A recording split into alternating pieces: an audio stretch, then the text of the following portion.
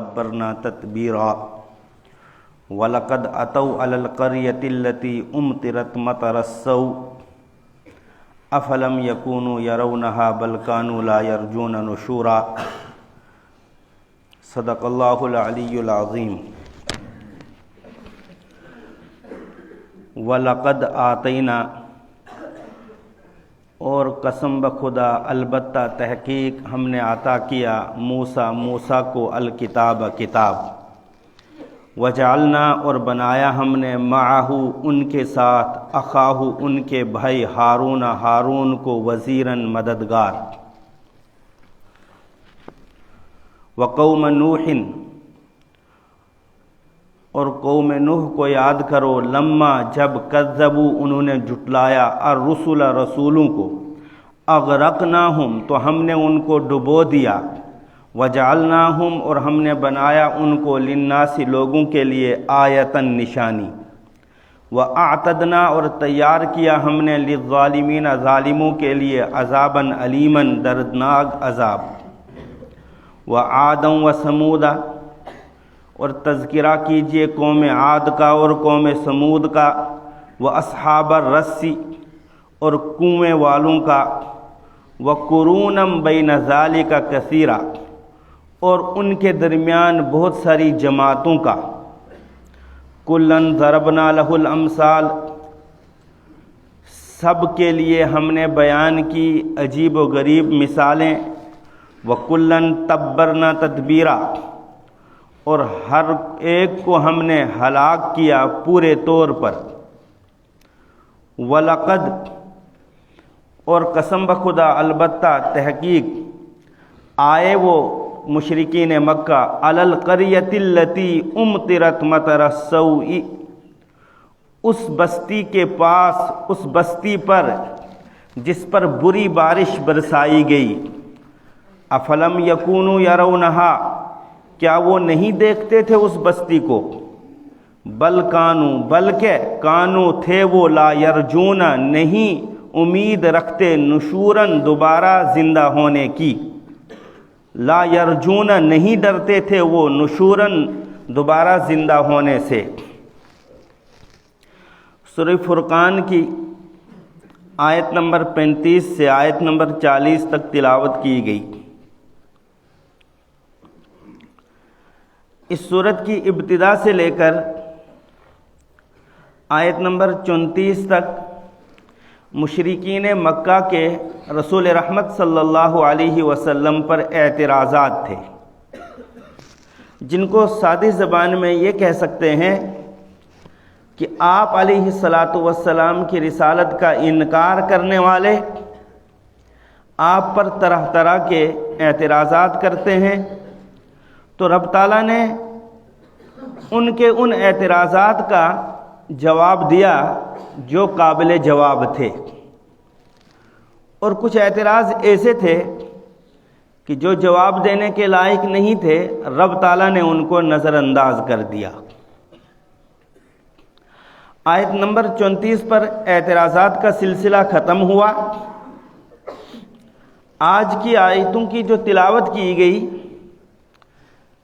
ان میں رب تعالیٰ نبی اکرم صلی اللہ علیہ وسلم کی تسلی کے لیے اور منکرین رسالت، منکرین قرآن، منکرین توحید یعنی مشرکین مکہ کے لیے تنبیہ اور دھمکی نازل فرما رہے ہیں کہ ابھی زمانہ قریب میں بہت ساری قومیں آئی، حضرت موسیٰ علیہ السلام مبعوث ہوئے بنی اسرائیل کی طرف اور قبطیوں کی طرف، اور اکیلے نہیں بلکہ اللہ رب العزت نے حضرت موسیٰ علیہ السلام کے مددگار کے طور پر حضرت ہارون علیہ السلام بھیجے۔ ان سے کہا گیا کہ آپ جا کر بنی اسرائیل کو بھی اللہ رب العزت کے ساتھ جوڑنے کی کوشش کریں، اور فرعونیوں کو جو قبطی ہیں ان کو بھی کفر اور شرک کے دلدل سے نکال کر خدائے وحدہ لا شریکہ کی اس کی وحدانیت، اس کی توحید، اس کی ربوبیت اور اس کے ایک ہونے کو بیان کیجیے۔ جیسے آخری پیغمبر محمد عربی صلی اللہ علیہ وسلم کو قرآن کتاب دی گئی، ایسے ہی حضرت موسیٰ علیہ السلام کو تورات عطا کی گئی۔ قرآن کریم کے بعد بڑی کتابوں میں سے اگر کسی کا درجہ ہے تو وہ تورات کا ہے۔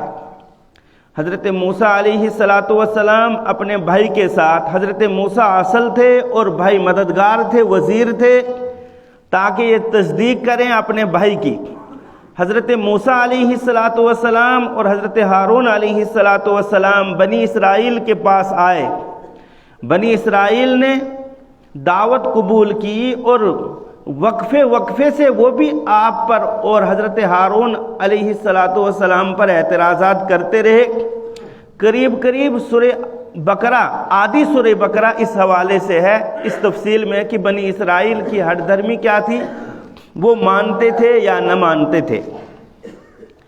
لیکن خاص طور سے فرعون اور فرعونیوں کی طرف بھی بھیجا گیا تھا، تو رب تعالیٰ نے فرمایا کہ تم جاؤ اس قوم کی طرف جس قوم نے ہماری آیتوں کو، ہماری نشانیوں کو، ہمارے معجزات کو اور ہماری کتابوں کو جھٹلایا ہے۔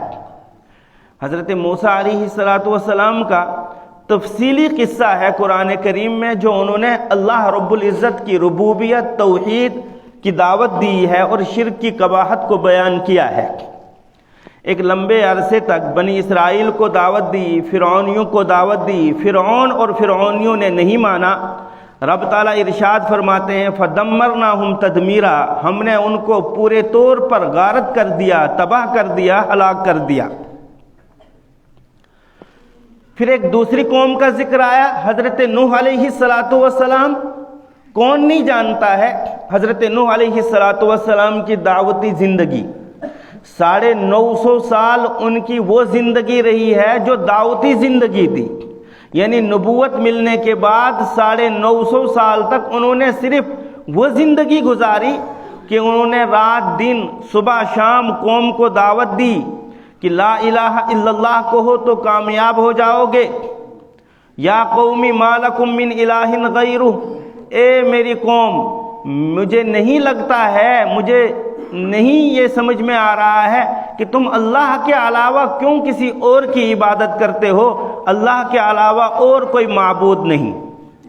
950 برس تک دعوت دینے کے باوجود چند ایک لوگ، مفسرین نے اگر وضاحت کی ہے تو زیادہ سے زیادہ 80 سے زیادہ لوگوں نے ایمان اسلام قبول نہیں کیا تھا اس وقت۔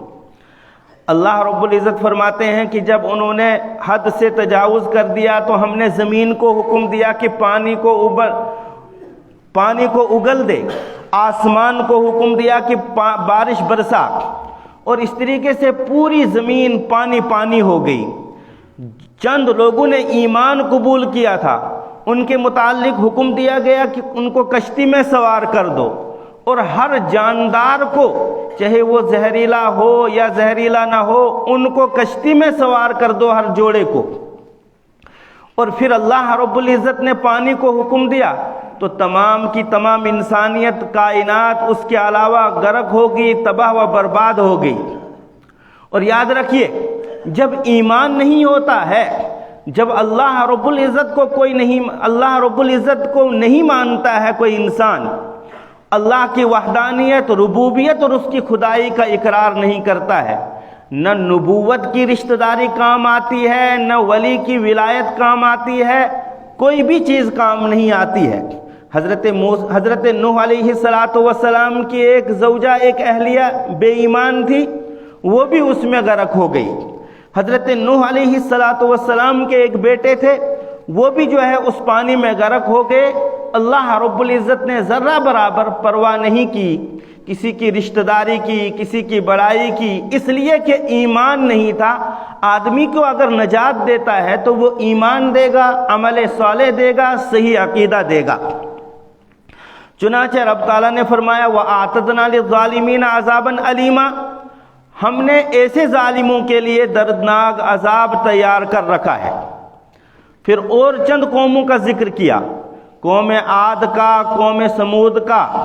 سمود یہ حضرت صالح علیہ السلام کی قوم ہے اور قدیم قوموں میں سے ایک قوم ہے۔ قوم عاد یہ حضرت ہود علیہ السلام کی قوم تھی. ان کے نبیوں نے ان کے اپنے اپنے دور میں توحید کی دعوت دی، شرک سے روکنے کی کوشش کی، مخلوق خدا کے سامنے جھکنے سے روکنے کی کوشش کی، لیکن ذرہ برابر انہوں نے نہیں مانی. اللہ رب العزت نے ان پر بھی عذاب مسلط کیا. وَأَصْحَابَ الرَّسِّ، اور کنویں والوں سے قرآن کریم نے تو اس کا ذکر نہیں کیا کہ یہ کنویں والے کون تھے، لیکن تفسیر کی کتابوں میں ہے کہ حضرت حنظلہ بن صفوان علیہ السلام ایک نبی آئے ہیں سابقہ نبیوں میں سے. عرصہ دراز تک انہوں نے اپنی قوم کو دعوت دی. ایک حبشی غلام کے علاوہ کسی اور نے اسلام قبول نہیں کیا، حتیٰ کہ ان کے رشتہ داروں نے، ان کے گھر کے افراد نے بھی ایمان قبول نہیں کیا. ایمان کی توفیق ایمان اسی کو ملتا ہے جس کے حق میں توفیق خداوندی ہو، یعنی رب تعالیٰ نے جس کے حق میں ایمان لکھا ہو کہ ایمان لائے گا، توفیق جس کو میسر کی ہو اسی کو ایمان نصیب ہوتا ہے. رب تعالیٰ رشتہ داریوں کی پرواہ نہیں کرتا ہے. ایک فرد بشر نے بھی ایمان نہیں لایا، صرف ایک حبشی غلام نے ایمان لایا. عرصہ دراز تک صبح ہوتی ہے تو قوم کو کہتے ہیں لا الہ الا اللہ، شام ہوتی ہے تو قوم کو کہتے ہیں پڑھو لا الہ الا اللہ. خوشی کی مجلس ہو، غمی کی مجلس ہو تو کہتے ہیں کہ آپ عبادت کیجئے خدا رب العزت کی، لا الہ الا اللہ کو کامیاب ہو جاؤ گے. لوگوں نے کہا کہ اس بندے نے تنگ کر دیا ہے، اس کا کوئی چارہ سوچنا پڑے گا. 1-2 میل کے فاصلے پر ان کی بستی سے باہر ایک کنواں تھا.